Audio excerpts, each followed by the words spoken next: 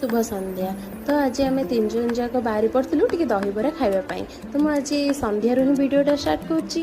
तो आज टे मन होता चल दहीबरा मिसिकी जा खाइबा। तो आमको ऑटो मिल गया। आम ऑटोरे जाकि पहुँची गोटे जगार से दहीबरा भल मिले बोली शुणीलु। आ कटक तो दहीबरा पूरा फेमस समस्ते जानी। तो ये आमको दहीबरा आम मिल गया आम खाइलु। और मत तो ठीक ठाक लगे भल लगे। आंकु गंजाम ही दहीबरा पसंद ये भल ही लगे। तो दहीबरा खाई आ भितर सब प्रकार फूड स्टॉल थिला।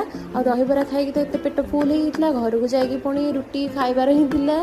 तो टी नजर पकई पकई आम पलू आ श्रीजा तापर देखी से सब बेलून फेलून बिका ता नजर पड़े बेलून उपर। तो सी हटी किनापाई ये गोटे बेलून धर देलु। आ से बेलून टाक से गोटे 10-15 मिनिट भी रखलानी फटई देला।